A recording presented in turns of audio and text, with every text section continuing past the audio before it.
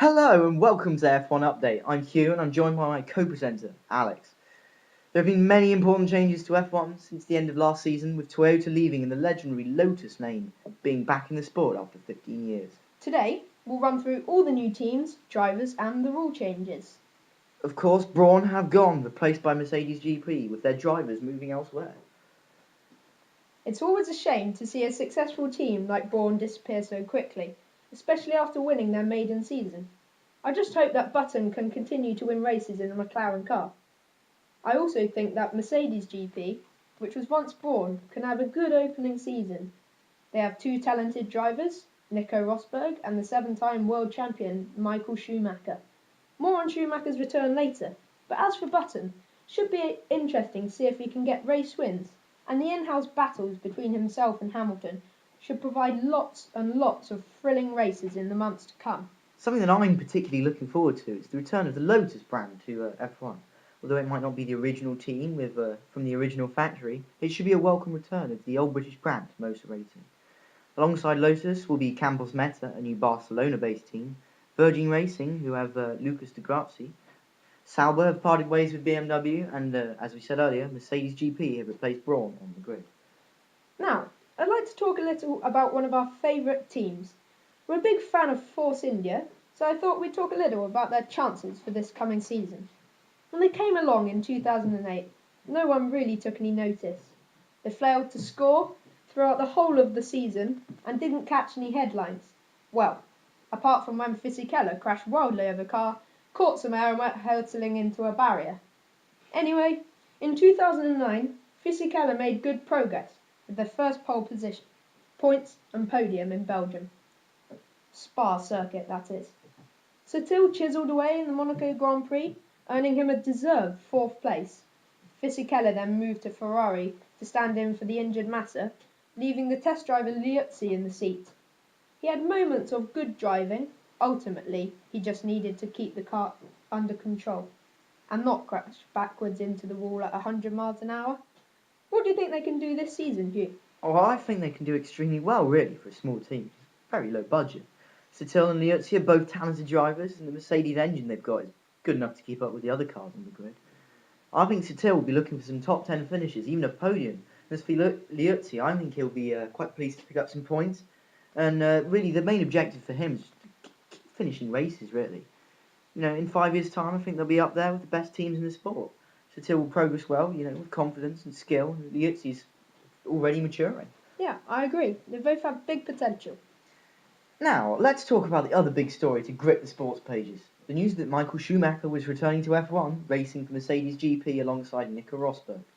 There was some worries about Schumacher's health, deciding whether he would be able to race and keep up with the standards that is nowadays. But after plenty of tests, it appears the 41-year-old has still got what it takes to race. Whether he will be successful, however, is another matter. Yes, we shall have to wait and see. There have been some new drivers introduced to the circuit too. Pedro Della Rosa will return to F1 after 4 years. He'll race for Sauber, a good team, not bearing the BMW name anymore, but that doesn't matter.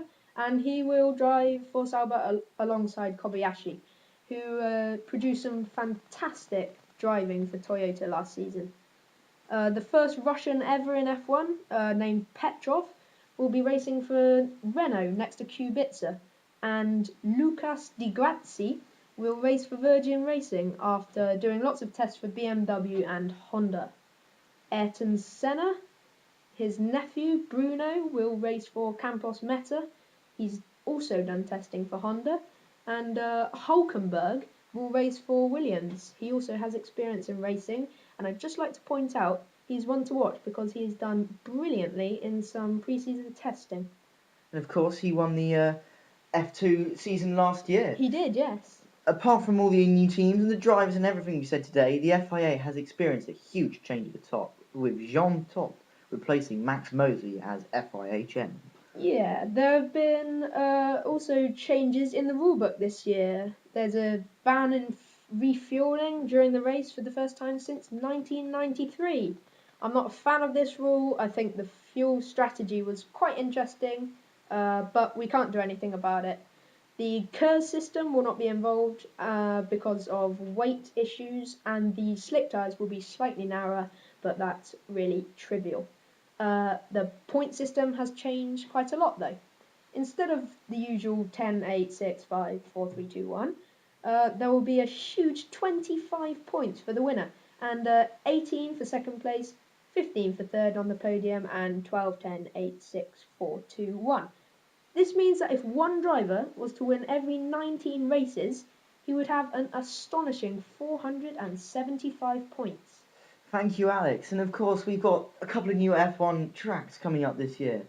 We've got the Canadian Grand Prix back at Montreal, the Circuit de Gilles Villeneuve. Something French, we don't know. That's the race itself is on Sunday the 13th of June. We've also got the Hockenheim featuring again. That's Sunday the 25th of Should be a July. good race, actually. That should be a just to point very that good out. race.